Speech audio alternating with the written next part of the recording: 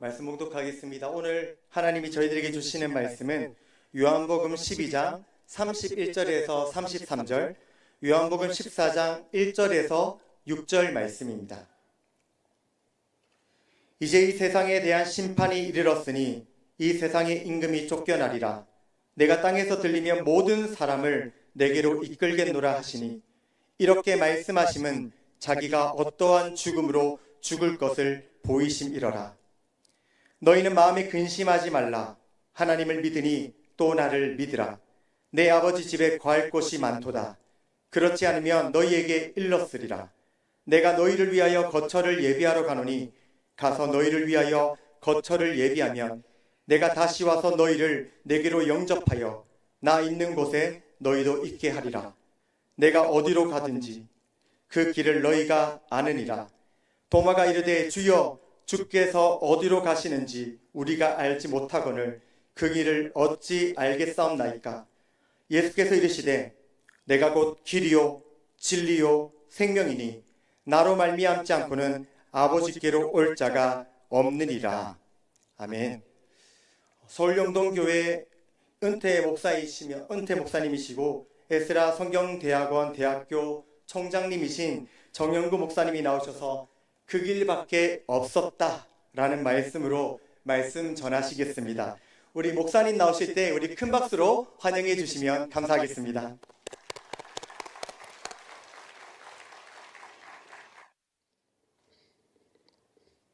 이 귀한 시간에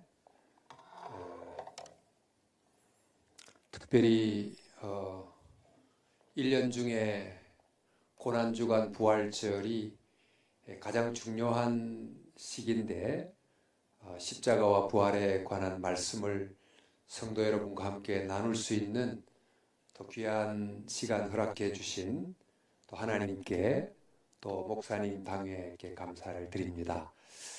모쪼록 3일 동안 특별히 이 때에 맞는 주제 십자가 부활을 늘 들으셨겠지만 좀 깊이 살펴보려고 하는데, 하나님이 저와 여러분에게 은혜 주시기를 진심으로 기대하고 소망합니다.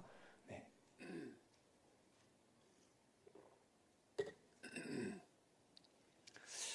저는 먼저 그 요한복음의 예수님의 공생애 중에 하셨던 첫 번째 기적 이야기로부터 좀 말씀을 시작하려고 합니다.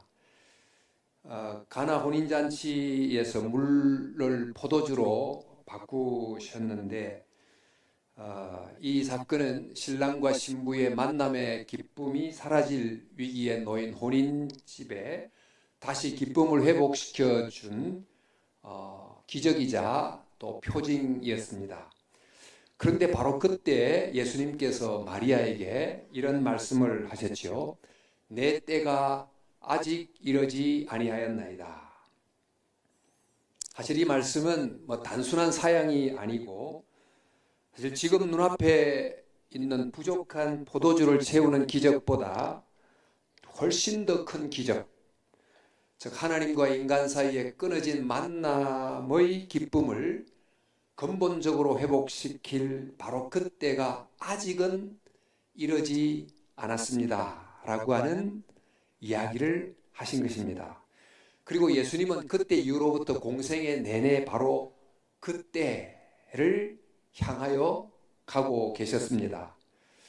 예수님의 생애를 보면 이 구조가 좀 선명하게 드러나는데, 30년의 나사렛에서의 삶, 또 3년의 갈릴리에서의 공생애, 그리고 마지막 3일의 갈보리에서의 시간, 이것은 마치 넓은 원에서 중심으로 점점 좁혀 들어가는 것처럼 예수님의 생애는 바로 그때, 그 결정적인 때를 향하여 계속 압축해 들어가는 구조를 가지고 있습니다.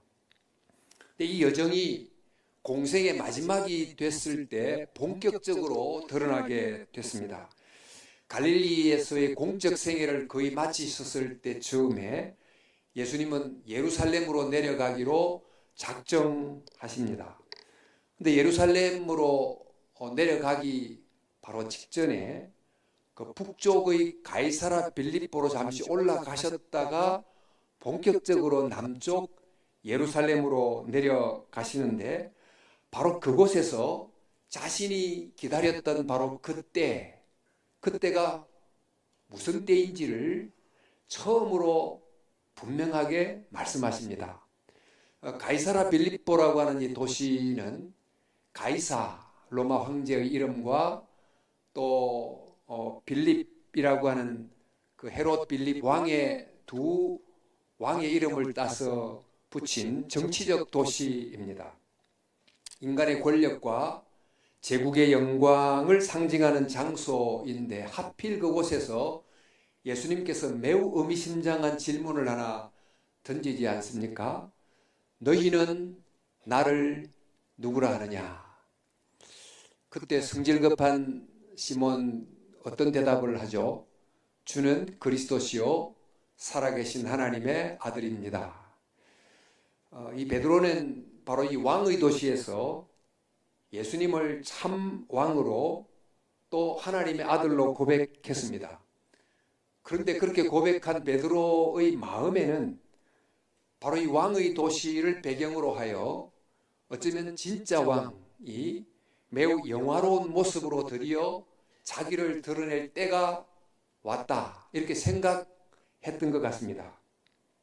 그런데 바로 그 순간에 예수님께서 베드로를 향하여 하신 말씀이, 인자가 많은 고난을 받고 죽임을 당하고 사흘 만에 살아나야 할 것을 비로소 그들에게 가르치시되, 이렇게 하셨어요. 여기서 인자라는 말은 단순히 사람의 아들이란 뜻은 아닙니다. 성경의 맥락에서 보면 이 다니엘서에서 말한 그 인자, 즉 사실은 하나님의 아들을 의미하는 영광스러운 영적 존재를 가르치는 것입니다. 예수님께서 바로 그 인자를 이제 언급하면서 베드로는 그 인자의 영광을 생각했는데, 바로 그 자리에서 그 인자는, 더 메시아는 고난을 받고 죽임을 당할 것을 분명하게 말씀하시게 됐습니다. 그 이후에 베드로가 그럴 수 없습니다 하고 이제 놀란 말로 답변하는 내용이 이어지고 있습니다만은, 이제 그런 과정을 거쳐서 드디어 예수님께서는 예루살렘으로 본격적으로 내려가기 시작하십니다. 그리고는 어떤 일이 있습니까? 종려주일 또 지나서 성전으로 들어가시고 성전을 정결하게 하시고, 바로 그것 때문에 유대 지도자들의 제거 대상이 됩니다. 이렇게 예수님은 실제로 죽음이 기다리는 바로 그때를 향하여 점점 들어가고 있습니다. 드디어 그 일주일여 시간이 지난 6월절 저녁, 다락방에서 제자들과 함께 마지막 만찬을 나누시는데, 그때 떡을 떼시면서 내 몸이라고, 포도주를 마시게 하면서 내 피라고 말씀을 하셨습니다. 이렇게 함으로 제자들을 향하여 자신의 죽음을 매우 분명하게 다시 한 번 더 선언하고 계시는 것입니다. 이러자 드디어 설마 했던 제자들의 마음속에 근심이 또 두려움이 밀려들기 시작합니다. 정말 이 죽는다고 하는 이분이 메시아가 맞는가 하는 신앙적 회의에서부터, 그렇다면 내가 이분을 믿고 따랐던 내 삶은 어떻게 되는가 하는 불안을 겸해서 복잡한 감정이 제자들을 휩싸여 오게 됐습니다. 근데 바로 그때 예수님께서 그들을 향하여 하시는 말씀이, 너희는 마음에 근심하지 말라. 내 아버지 집에 거할 곳이 많도다. 내가 너희를 위하여 거처를 예비하러 가노니 라고 하셨습니다. 사실 이 말씀은 지금 이 제후의 만찬 시간에 제자들에게 다락방 광화라고 하는 긴 말씀을 하는 맥락을 떠나 읽으면 그저 너희가 죽으면 아버지의 집 천국에 간다, 이렇게 말씀함으로 근심하는 제자를 위로한 것 같지만, 이 주어진 흐름을 잘 고려하면 그런 의미를 넘어섭니다. 여기서 내 아버지 집이라고 하는 것은 저 천국이기 이전에 1차적으로 성전을 뜻합니다. 예수님께서 12살 어린 나이 때 성전을 방문하시고는 내 아버지의 집이라고 부르셨고, 또 성전을 청결케 하는 사건을 하시고도 내 아버지의 집을 강도의 구렬로 만들지 말라라고 말씀하시기도 했습니다. 바로 그 성전에는 거할 곳, 즉 거처들이 많았습니다. 그 거처, 이른바 제사장들이 각각의 직무를 따라 일하는 일종의 사무실과 같은 거처들이 굉장히 많았고, 바로 그 거처에서 제사장들이 직무를 감당했는데, 그런데 그 결과가 아버지의 집을 기도의 집이 아닌 강도의 굴혈로 만들어 놓은 것입니다. 바로 이런 것을 아셨던 예수님께서는 말씀하시기를, 이제 자신의 죽음과 부활을 통해서 아버지의 집, 곧 새 성전을 내가 세울 것을 말씀을 하신 거죠. 그리고 실제 십자가 이후 오순절 성령이 강림했을 때 하나님이 거하는 새 집, 즉 교회 공동체가 탄생하게 됐고, 바로 그 새로운 성전, 아버지의 집에서 제자들이 거처를 얻게 됩니다. 그 거처가 바로 그들이 일할 사명을 가지고 또 하나님의 나라를 위하여 일하는 일이 일어나게 되죠. 그래서 예수님의 죽음이 정말 모든 것의 끝이라 생각하며 근심하는 제자들에게 바로 이 죽음은 사실상은 제자들을 위하여 새로운 거처를 만드는, 또 그들이 아버지의 새로운 집에서 복음 전파를 위한 사명을 맡게 되는 바로 그런 길이 열린다 하는 걸 알려줌으로 근심하는 제자들의 마음을 정말 위로하고 있는 장면입니다. 그리고 이어서 말씀하시기를, 내가 곧 길이요 진리요 생명이니 나로 말미암지 않고는 아버지께로 올 자가 없느니라. 사실 이 말씀도 뚝 본문에서 떼어내면 마치 정말 좋은 어떤 진리의 명제같이 들리지만, 이 맥락 속에서 보면 이 길은 어떤 길을 말할까요? 주께서 어디로 가십니까? 하고 물었던 바로 이 길은 예수님께서 지금 가시려고 하는 바로 그 십자가의 길을 뜻하는 것입니다. 이 십자가의 길, 이 길을 지금 가는데, 이 길은 곧 진리에 이르는 길이고 생명에 이르는 길이고 마침내 아버지에게 이르는 길이라고 다시 한 번 더 확정적으로 말씀하고 있는 것입니다. 여기서 진리라고 하는 것은 그저 헬라 철학적 어떤 진리 이런 개념이 아니고, 성경적으로 말하면 구약의 그 아멘이라는 뜻이에요. 아멘, 하나님의 아멘이심에 이르게 된다는 것입니다. 즉 하나님이 구원을 약속하셨는데 어떤 대가를 지불하더라도 그 약속을 반드시 지킨다는 하나님의 신실하심을 보여주는 길, 그게 바로 십자가의 길이고, 그 결과 너희들이 생명을 얻게 된다, 이렇게 이제 말씀을 하신 것입니다. 자, 이 말씀으로 이제 다락방 강화에서 거의 마지막에 확정적으로 이 십자가의 길을 내가 가는데, 이 길만이 하나님이 얼마나 신실하신지를 보여주는 유일한 길이고, 이 길만이 너희들이 생명을 얻게 되는 유일한 길이다. 나는 이 길을 간다 라고 이제 선언을 하십니다. 바로 이 다락방에서의 긴 담화를 이제 끝을 내시게 되는데, 우리가 여기서 하나의 질문이 생기는 것입니다. 어떤 질문인가 하면, 예수님이 공생애 동안에 가르치시고 또 전파하시고 고치시고 하는 많은 사역을 하지 않았습니까? 얼마나 하나하나 귀한 일입니까? 그런데 정말 일찍 돌아가지 마시고 더 오래오래 사시면서 더 많은 사람을 가르치고 더 많은 사람을 고치시고 더 넓은 곳에서 천국 복음을 전파하면 되지 않았을까요? 그러면 많은 사람들이 하나님께 나오고 생명을 얻을 수도 있지 않았을까, 이런 생각이 드는데, 왜 예수님께서는 바로 그런 여러 귀한 사역을 이제 마무리하시고 반드시 이 십자가의 길을 가려고 하시는 걸까? 대체 이 마지막 3일, 이 3일 동안 특별히 십자가를 통해 무슨 일이 일어나기에 그 길은 가야만 된다고 하시면서 기어코라도 이 길을 가려고 하시는 걸까? 그 이유가 뭘까? 사실 인간이 가진 여러 문제들이 있습니다. 그 문제들은 어떤 것은 정말 지혜를 가르침으로 깨우침으로 해결할 수도 있고, 또 막 기적적 병고침을 통해서 낫게 함으로 해결할 수 있고, 어떤 것은 경제적으로 빵의 문제를 해결해 줌으로 도와줄 수 있지만, 인간에게는 그런 방식으로는 결코 해결할 수 없는 아주 근본적인 문제가 있다는 것입니다. 이 근본적인 문제를 풀지 못하면 이런저런 사역만으로 충분한 온전한 구원에 이르지 못하는데, 바로 그 근본적인 문제가 뭐냐?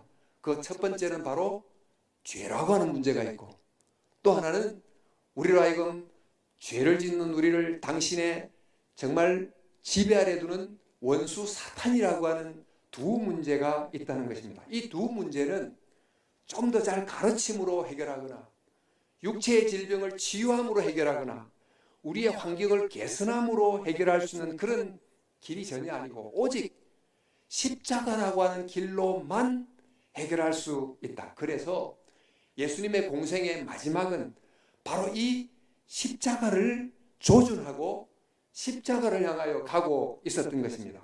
그래서 오늘 저는 이 십자가만이 줄 수 있는 이 두 가지 답이 무엇인지를 제대로 좀 찾아보려고 하고, 바로 무엇 때문에 예수님이 기필코라도 이 엄청난 대가의 십자가의 길을 가려고 했는지, 또 그로 말미암아 우리에게 주어지는 놀라운 은혜가 무엇인지를 이 고난주간을 기해서 깊이 깨달아 보고자 합니다. 먼저 왜 십자가여야 했는가? 그 첫 번째 답은 예수님께서 십자가에 달리심으로써 죄의 문제를 해결할 수 있기 때문입니다. 최후의 만찬 후에 예수님이 이제 어디로 가십니까? 자들과 함께 겟셋마네로 가지 않습니까? 거기서 간절히 기도를 하는데, 이 잔을 내게서 지나가게 하옵소서. 그러나 나의 원대로 마시옵고 아버지의 원대로 하옵소서. 종종 이 기도문을 기도의 모범 기도로 이제 생각하기도 합니다만, 사실 이 기도를 기도의 모범 이렇게 지나가면 안 되고, 지금까지 흐름 속에서 읽어보자면 예수님께서는 계속해서 참 십자가의 길을 향하여 오셨고, 또 여러 차례 이 길을 내가 간다고 하는 이유까지 설명해 오셨는데, 정작 이 순간이 정말 코앞에 다가온 이 겟셋마네의 자리에서 주님께서 기도하기를, 이 잔이 내게서 지나가게 해 주소서, 이런 기도를 지금 하고 있다는 것입니다. 마치 마라톤 주자가 결승전 바로 앞에서 그 자리에 멈춰선 것처럼 주님께서 계속 십자가라는 이 꼬린 지점을 향해 달려오다가 멈칫하고 서 있는 그런 느낌을 우리가 받습니다. 왜 그러신 걸까? 이걸 알려면 이 본문의 관찰을 좀 잘해볼 필요가 있는데, 그 이유는 십자가를 통해 곧 받게 될 십자가가 줄 어마무시한 육체적 고통 때문일까? 물론 그만큼 잔혹한 고통이 어디에 있었겠습니까마는 그것이 전부일까요? 예수님은 지금 이 기도문에서 이 고통이 지나가게 해주소서 이렇게 기도하지 않고, 이 잔이 지나가게 해주소서 이렇게 기도하고 있다는 점을 주목해 볼 필요가 있습니다. 예수님이 지금 정말 피하고 싶어하는 이 잔은 대체 무엇일까요? 이 잔은 단순한 육체적 고통 그 이상 무엇인데, 그게 바로 뭔가 하면 죄에 대한 하나님의 엄중한 심판을 뜻하는 것입니다. 그 속에는 우리가 채 알지 못하는 너무 힘든 하나님과의 분리로 결과되는 수많은 어두운 정말 영벌이 존재하는 것입니다. 근데 이 잔이 정말 육체의 고통보다 훨씬 심한 것을 우리는 경험하지 못하고 죄의 깊이를 모르다 보니까 별로 심각하게 생각하지 않지만 예수님은 그것을 제대로 간파하신 것입니다. 그래서 십자가상에서도 예수님께서 육체의 고통을 호소하기보다 나의 하나님 어찌하여 나를 버리셨나이까 라는 말로 지금 본인이 겪고 있는 고통을 절규하신 것입니다. 근데 바로 이 잔 속에 모든 인간이 정말 풀어야만 되는 근본적인 문제가 있다는 것을 알아야 됩니다. 죄를 지은 모든 사람은 죄의 심판을 받을 수밖에 없고 그 심판 속에는 필연적으로 하나님과의 단절과 생명과 빛으로부터의 분리를 포함한 여러 가지 우리가 채 알지도 못하는 엄청난 심판의 내용들이 있습니다. 그런데 이것은 죄가 심판을 받는다는 것은 공의이기 때문에 어느 누구도 피할 수 없고, 그렇다면 어느 누구도 아버지께로 갈 수도 없고 하나님의 형상을 회복할 수도 없고 참 생명에 이를 수 없게 되는 것입니다. 자, 그렇다면 이 정말 어려운 죄의 문제를 푸는 길이 뭘까요? 죄인이 직접 그 죄의 심판의 잔을 마시는 것과 다른 길을 찾아야만 되는데 그 길이 어디에 있는 겁니까? 그 길은 죄 없는 누군가가 죄인을 대신해서 잔을 마시는 그 길 외에는 다른 대안이 전혀 없습니다. 그래서 겟세마네에서 그 아버지의 그 뜻, 이 길 외에는 인간의 근본적인 문제를 푸는 다른 길은 없다고 하는 아버지의 뜻, 그것을 이제 받아들이고 드디어 그 잔을 마시기로 작정하시고 기도의 자리에서 일어나십니다. 그리고 이제 드디어 십자가의 길을 다시 출발을 하시는데 바로 그때 유다가 포도를 끌고 예수님을 잡으러 옵니다. 이때 예수님은 전혀 피하지 않으십니다. 또 유대 법정과 로마 법정의 그 불의한 재판 속에서도 전혀 자기를 변호하려고 하지 않으시고 묵묵히 재판을 다 받아들이십니다. 또 십자가 위에서 군중들이 내려오라 라고 조롱을 했지만 내려올 수 있음에도 아무런 힘이 없는 자처럼 그대로 달려 계셨습니다. 그 이유는 죄 문제를 해결하는 다른 길이 결코 존재하지 않았기 때문입니다. 자, 그렇다면 이 예수님께서 십자가에 매달려 죽으신 것이 어떻게 함으로 이 죄의 문제를 근원적으로 풀어낸 것입니까? 성경은 여러 군데서 이 대속의 위대한 진리를 여러 그림으로 묘사하고 있습니다. 한번 성경을 한번 생각해 보세요. 출애굽의 마지막 밤 어떤 어린 양들을 죽여서 그 피를 문설주에 바르자 죽음이 넘어가고 6월 패스오버하고 해방이 찾아오게 됩니다. 노예 시장에서 그 누군가가 비싼 속전을 대신 지불함으로 노예가 자유를 얻습니다. 성전에서 죄인이 양을 잡아와서 그를 제물로 드림으로 용서를 받습니다. 재판석에서 누군가가 엄청난 그 벌금을 대신 내므로 죄수가 석방을 얻습니다. 이런 그림들이 성경에 굉장히 많습니다. 그런데 이 모든 성경 속에 나타난 이 그림에 공통점이 하나 있습니다. 그것은 바로 누군가가 대신 값을 지불해야 된다는 것입니다. 그 길 외에는 다른 대안이 없다는 것을 여러 그림들이 우리에게 알려주고 있습니다. 우리의 죄 문제가 바로 그렇습니다. 죄인인 우리를 대신하여 누군가가 그 값을 치러야 되는데 그 누군가가 어떤 사람입니까? 아무나 그렇게 할 수 있습니까? 이것도 조건과 자격이 있어야 됩니다. 죄인을 대신할 수 있는 의로운 존재여야 됩니다. 그런 자격을 갖춰야 될 뿐만 아니고 설령 그런 자격을 갖추었다 할지라도 내가 죄인을 위해서 자원하여 죽고자 하는 마음이 있어야 됩니다.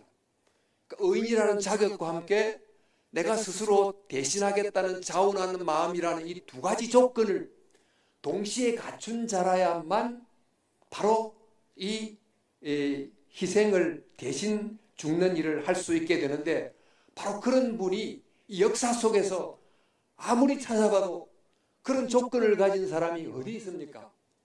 의인이면서도 죄인인 사람들을 위해서 대신 죽고자 하는 자원하는 마음을 가진 분이 어디에 있냐고요. 근데 십자가를 보니까 바로 그분이 여기에 있습니다 라는 것을 우리에게 알려주고 있습니다.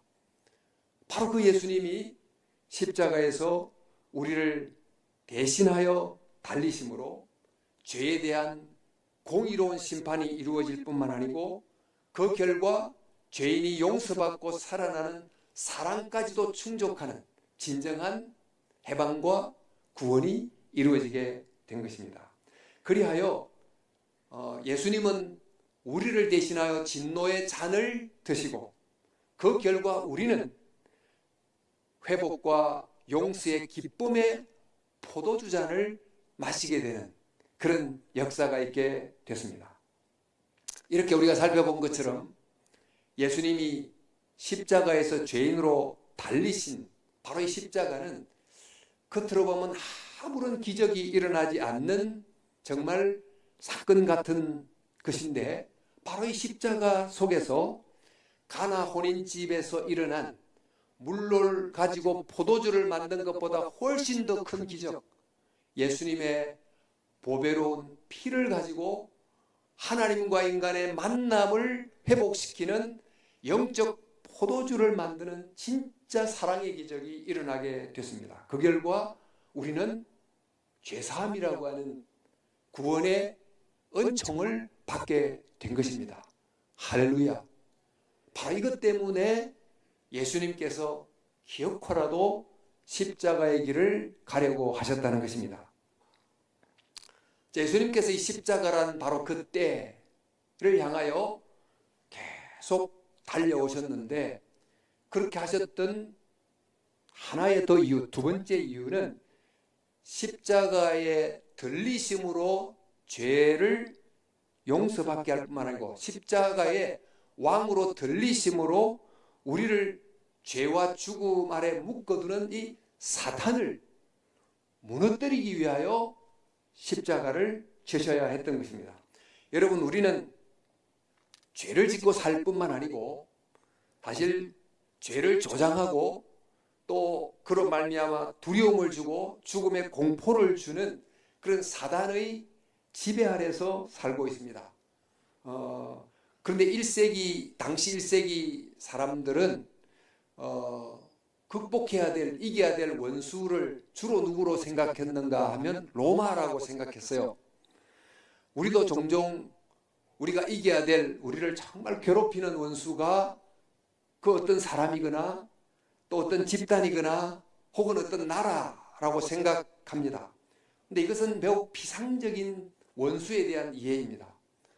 모든 사람이 정말 이겨야 되는 궁극적인 원수는 바로 그런 차원의 존재가 아니고 우리로 하여금 서로를 미워하게 하고 서로 죄짓게 하고 싸우게 하고 끝내 우리 모두를 죽음으로 몰아가게 하는 바로 그 악의 권세, 주기도문이 말한 그 악한 자라고 하는 인격체 사탄인 것입니다. 문제는 이 원수는 우리가 가진 어떤 이성이나 철학이나 그 어떤 걸 가지고 그 정체조차도 제대로 알아볼 수가 없습니다. 그뿐만 아니고 우리가 가진 그 어떤 무기로도 그 원수를 이길 방도가 없어요. 칼을 가지고, 창을 가지고, 요즘 같으면 뭐 원자 폭탄을 가지고 아무리 싸워도 그 원수는 이길 도리가 없어요. 오히려 그런 방식은 원수가 더 좋아하는 방식이 됩니다. 그러면 누가 과연 이 원수의 정체를 제대로 알아보고 또 누가 그 원수를 이기는 무기를 가지고 원수를 이겨낼 수 있습니까? 이 세상에 어떤 존재가 그런 존재가 있다는 말입니까? 성경의 창세기 3장 15절을 보면 이 원수를 이길 어떤 분이 온다는 약속을 주셨어요. 즉 여자의 후손이 뱀의 머리를 상하게 할 것이다 라고 하는 약속을 주셨어요. 근데 이 약속은 오랫동안 수수께끼처럼 보였습니다. 도대체 이게 무슨 말이지? 이해를 하지 못했어요. 그러니까 여자의 후손은 누굽니까? 여자의 후손이니까 분명히 사람은 맞는데 그 고대 그 문화에 따르면 남자의 후손이라고 해야 될 사람을 여자의 후손이라고 하니까 사람은 맞는데 사람 이상의 존재 같은 어떤 분으로 표현이 되어 있습니다. 근데 그가 또 원수를 짓밟는다고 하는데 그 원수를 짓밟는 방식이 뭔가 봤더니 뭐 군합발 같은 게 아니고 상한 발로 원수를 짓밟는다고 되어 있습니다. 대체 이게 무슨 뜻인지 오랫동안 그 의미를 풀지를 못했습니다. 그런데 십자가를 보는 순간 비로소 가장 오래된 이 수수께끼 같은 창세기 3장 15절의 약속의 뜻이 열리기 시작한 것입니다. 십자가에 달리신 예수님은 분명히 인자, 즉 사람입니다. 그런데 사람이지만 동시에 사람의 아들이지만 동시에 하나님의 아들입니다. 또 그분은 십자가에서 깊이 상하십니다. 그런데 바로 그 상한 몸으로 원수의 머리를 깨뜨리십니다. 가장 패배한 것 같은 그 패배의 자리에서 어느 누구도 이길 수 없는 원수에 대한 결정적 승리를 도출해 낸다는 것입니다. 그렇게 보면 겉으로 보면 십자가는 분명히 죄수가 처형받은 처형대인데 자세히 보니까 그 처형받은 처형대가 원수를 이긴 왕의 보좌이기도 하고 원수를 심판한 재판석이 되는 그런 의미를 가진다는 것을 깨닫게 되는 것입니다.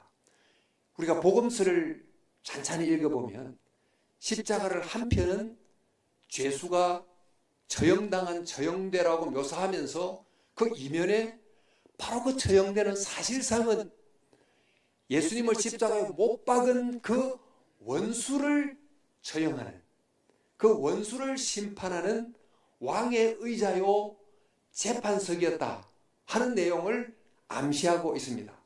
여러분 마태복음 제1 장을 열면 어떻게 시작하죠? 아브라함과 다윗의 자손 예수 그리스도의 계보 족보다 라고 시작하죠. 즉 왕의 족보라는 말로 마태복음이 시작합니다. 아니나 다를까 탄생한 어린 아기를 경배하기 위해서 멀리서 동방박사들이 와서 아기를 왕으로 경배합니다. 그리고 쭉 마태복음이 진행된 다음에 마지막에 예수님이 십자가에 죽을 때 명패가 유대인의 왕하고 붙습니다. 마태는 예수님이 왕이었다 라고 선언하고 있는 거죠. 마가복음은 하나님의 아들 예수 그리스도의 복음의 시작이다 이렇게 하고 이제 첫 1절을 문을 열고 있는데 그 당시 로마 황제가 자기를 신의 아들 이렇게 불렀습니다만 마가는 그 로마 황제가 아니고 예수께서 정말 신의 아들 하나님의 아들이다 라고 선언함으로 마가복음을 시작하는데 마가복음은 쭉 진행하다가 거의 3분의 1 정도의 내용을 십자가 처형 장면에 할애하는데 이 십자가 처형 장면이 자세히 보면 황제의 왕이 즉위 장면처럼 기록되어 있다는 걸 발견할 수 있어요.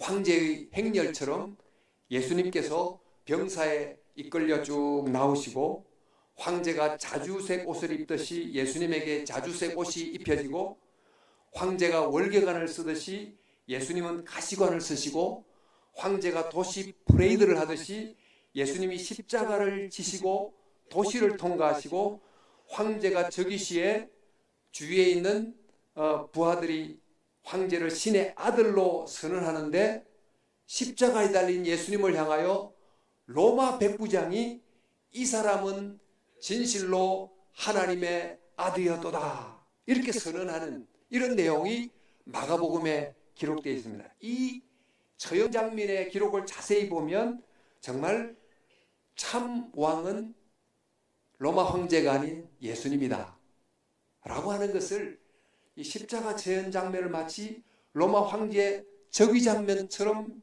이렇게 대비해서 기록하고 있습니다. 요한복음은 이에서 한 걸음 더 나갑니다. 예수님을 온 세계의 왕인 것을 넘어서서 우주의 왕으로 묘사를 하고 있는데 태초부터 계신 말씀이고 어둠을 이기는 빛이시라고 증거한 다음에 말씀을 기록하기를 이제 이 세상에 대한 심판이 이르렀으니 이 세상 임금이 쫓겨나리라. 내가 땅에서 들리면 모든 사람을 내게로 이끌겠노라 그랬습니다. 지금 이 요한은 십자가의 장면을 땅에서 달린다라고 표현하지 않고 들린다라고 표현한 장면을 주목해서 보십시오. 지금 들린다라고 하는 이 표현 속에서 요한은 지금 십자가의 예수님이 죄인으로 달리셨지만 사실은 십자가라는 이 왕의 보좌에 오르셔서 앉으셨다라고 하는 뉘앙스로 지금 십자가를 설명하고 있다는 것입니다.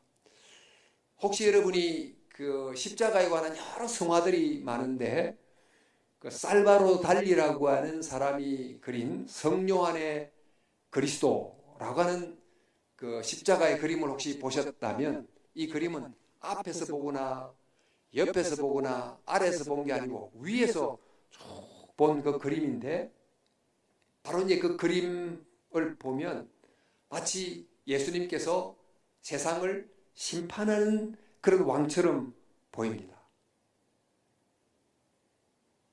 종교개혁자 켈빈도 이제 그런 말을 했습니다. 그리스도께서 죽음과 마귀를 정복했던 처형된 만큼 웅장한 왕좌도 장엄한 즉위식도 두드러진 성전식도 높이 들려올린 병거도 없다. 혹시 여러분 중에 그 C.S. 루이스의 나니아 연대기의 사자와 마녀와 옷장이라고 하는 그 책을 읽으셨거나 영화를 보신 분이 있는지 모르겠습니다. 보지 않으셨다면 꼭 한번 보시기를 추천드리고 그곳에 보면 이제 사자 아술란이 마녀의 돌탁자 위에서 죽임을 당할 때 겨울 마녀가 승리했다 하고 외치는데 바로 그 사자의 죽음 때문에 에드먼드의 죄가 용서받고 마녀의 저주가 깨뜨려지고 나니아의 나라에 봄이 임합니다. 정말 패배처럼 여겨지는 십자가의 죽음이 사실상 결정적 승리를 가져온 것이요. 자, 여러분, 왜 십자가의 길을 그렇게 가려고 하신 걸까요? 십자가에서 예수님께서 들림을 받지 않으셨다면, 왕으로 들리지 않으셨다면 이 원수의 문제를 이 세상 누구도 어떤 방식으로도 풀 수가 없기 때문에 기어코라도 이 엄청난 대가를 지불하고서 십자가의 길을 가셨다는 것입니다. 자, 이제 좀 말씀을 약간 정리해 보자면 왜 예수님은 십자가를 지는 그때를 향하여 가신 건가? 그것은 십자가만이 이룰 수 있는 두 가지 사역 때문입니다. 첫째는 십자가에서 죄인으로 달리심으로 죄의 문제를 해결하는 것이고 또 하나는 십자가에서 왕으로 들리심으로 오르심으로 원수의 문제를 해결하는 것. 이 두 가지 때문에 십자가를 지려고 하셨던 것입니다. 근데 바로 이 메시아, 이 두 문제를 해결한 우리의 구원자의 모습이 구약 성경에 오래전부터 예언되어 있는데 그 예언의 모습이 정말 두 종류의 모습이 나타납니다.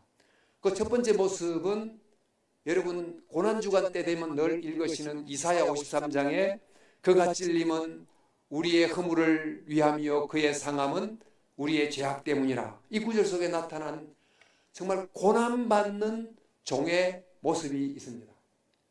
그런가 하면 또 우리의 이 문제를 해결하는 메시아의 또 다른 모습은 다니엘서 7장에 보면 인자 같은 이가 하늘 구름을 타고 와서 옛적부터 항상 계신 이에게 나아가서 그로부터 권세와 영광과 나라를 받는 이른바 승리하는 왕의 모습도 있습니다.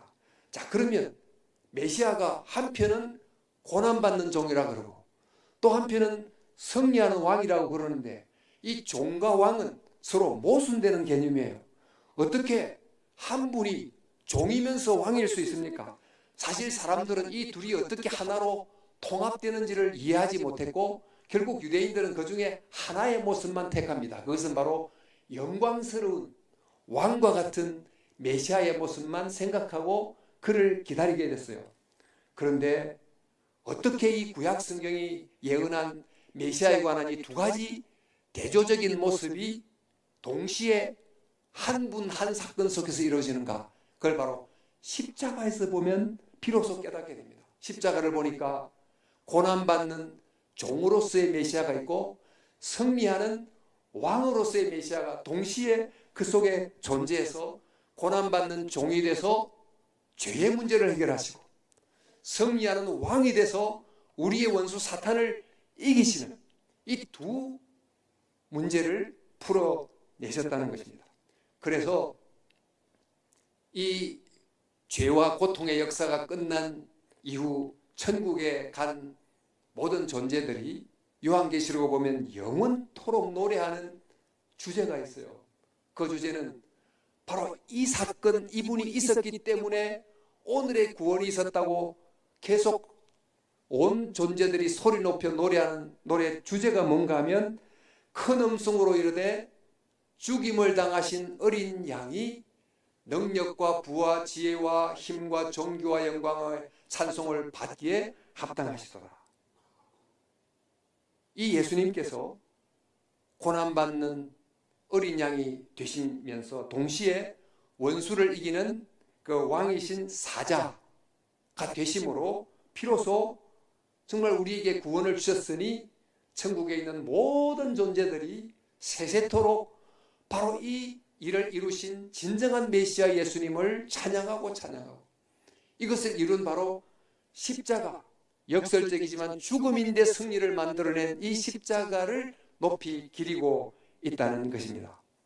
자, 여러분, 이제 제가 이 십자가에 관한 내용의 말씀을 좀 마무리를 하려고 합니다. 만약 이런 예수님의 십자가 사건이 없었다면 어떻게 됐을까요? 만약에 구약에서 모세의 출애굽이 없었다면 구약 백성의 역사는 어떻게 됐을까요? 애굽을 끝까지 벗어나지 못했다면 어떻게 됐을까요? 한번 상상해 보십시오. 우리나라에 이순신의 명량 대첩이 없었다면 우리의 조선의 역사가 어떻게 됐을까요? 유럽의 노르망디 상륙 작전이 성공하지 못했다면 지금 오늘의 유럽은 어떻게 됐을까요? 이처럼 역사 속에 그 예수님이란 존재가 없었다면, 예수님의 십자가가 없었다면 우리는 지금 역사 속에서 희망을 꿈꿀 수 있을까요? 구원을 생각할 수 있을까요? 그래서 우리는 왜 십자가여야만 했는지, 왜 예수님이 그렇게 십자가의 길을 가려고 했는지를 다시 한 번 더 확인하게 되는 것입니다. 여러분, 저와 여러분들이 왜 예수님이 이렇게 십자가의 길을 가게 됐는지를 이제 깨달았다면 우리는 그와 함께 바로 이 십자가 앞에서, 이 십자가의 예수님 앞에 대해서 어떤 태도를 지녀야 되는지도 역시 깨닫고 생각해야 됩니다. 어떤 태도와 반응을 보여야 될까요? 먼저 십자가를 또 그 예수님을 늘 기억해야 됩니다. 역사 속에 정말 중요한 인물은 동상으로 세워놓고 광화문에서 오가는 사람이 계속 보고 또 봅니다. 또 뭐 중요한 사건은 기념일을 정해서 매년 기념합니다. 그렇다면 인류의 역사와 구원에 있어서 가장 중요한 인물, 그분을, 또 가장 중요한 사건, 십자가 사건을 우리는 얼마나 더 자주 기억해야 되겠습니까? 앞서 제가 요한계시록 잠시 언급을 하면서 역사가 완성된 이후 구원을 받은 모든 피조물들이 바로 이분이 없었다면, 이 사건이 없었다면 오늘의 우리가 없었다고 생각하고 정말 죽임당한 어린 양을, 만왕의 왕이신 사자 예수 그리스도를 찬양하고 찬미했는데, 그렇다면 역사 속에 살아가는 우리는 더더욱이 십자가 그리고 예수님을 기억해야 되지 않겠습니까? 그러니까 주님께서 성만찬을 제정하시고 무슨 말씀을 하셨습니까? 내가 다시 올 때까지 죽으심을, 나의 이 죽음을 기념하라, 기억하라, 잊지 마라고 하셨습니다. 사랑하는 성도 여러분, 우리에게 기억해야 될 일이 정말 많지만 정작 가장 중요한 것은 잊고 사는 것은 아닌지, 그럴수록 정말 기억해야 되는 것, 그게 뭡니까? 십자가, 또 그리고 예수. 바로 이 가장 중요한 사건, 가장 중요한 분을 늘 기억하며 살아가는 저와 여러분 될 수 있기를 주님의 이름으로 축원합니다. 둘째, 우리는 이 십자가와 예수님을 기억할 뿐만 아니고 이 십자가의 예수님께서 십자가를 통해 이루어 놓으신 그 결과를, 그 은혜를 붙잡고 살아가야 된다는 것입니다. 십자가의 사건 때문에 주어진 결과가 뭡니까? 우리가 봤듯이 죄 용서가 주어졌습니다. 그 때문에 우리가 결코 이길 수 없는 사탄을 향한 결정적 승리가 주어졌습니다. 그런데 이 정말 죄 용서와 승리라고 하는 선물은 우리가 죽은 다음에 받는 선물이 아니고 살아있는 지금 우리에게 이미 항상 주어지고 있는 선물이라는 점입니다.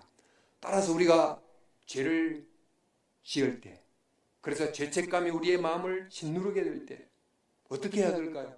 십자가에서 우리에게 이루신 그 결과, 보혈을 인한 그 죄 용서를 나에게 적용함으로 죄책감이 나를 지배하지 않고 정말 물로 매일 얼굴과 손을 씻듯이 예수님의 보혈을 가지고 마음과 양심을 씻어가는, 그래서 용서의 기쁨과 자유를 누려갈 수 있어야 되는 것입니다. 또 우리의 마음에 불안이 엄습해오고 두려움이 찾아들고 시험이 닥쳐올 때 사단이 주는 여러 가지 감정들, 불안한 마음, 압박에 붙잡히지 말고 오히려 십자가에서 그 원수를 이기신 예수님의 승리를 주장하고 예수님의 승리를 붙들고 사단을 대적하고 우리의 마음속에 다른 우상들이 아닌 예수님을 왕좌에 모시는 이런 일을 계속함으로 정말 십자가를 적용하며 살아야 되는 것입니다.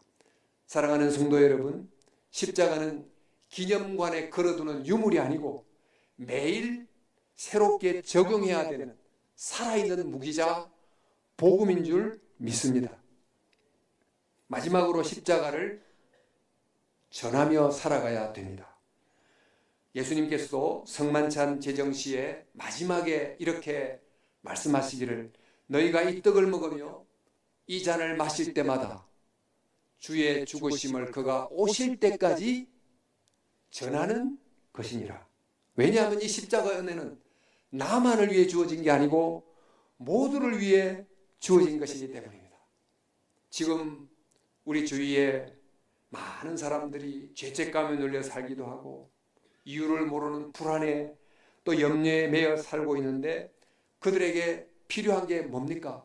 조언도 필요하고 도움도 필요하고 더 나은 환경도 필요하지만, 그러나 궁극적으로 그들에게 필요한 것은 바로 십자가와 예수님인 줄 믿습니다.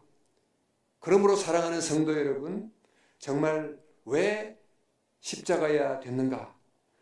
십자가는 오직 죄의 문제를 해결할 수 있고 원수의 문제를 해결할 수 있기 때문이고, 또 그 결과 하나님의 이 진리, 신실함을 드러내고 우리를 생명으로 인도하는 길이었습니다. 따라서 이제 고난주간 다시 십자가의 이 의미를 깊이 생각하면서 십자가를 바라볼 수 있기를 바랍니다. 그러면 이 십자가가 어떤 의미로 우리에게 다가올까요? 십자가를 마음의 중심에 두고 그 은혜를 기억하고 또 적용하고 정언하는 삶을 살아감으로 달리신 어린 양 예수, 들리신 왕이신 사자 그리스도, 이 두 정말 은혜가 저와 여러분의 삶에 풍성하게 임할 수 있기를 우리 주 예수님의 이름으로 축원합니다. 제가 한번 기도하겠습니다.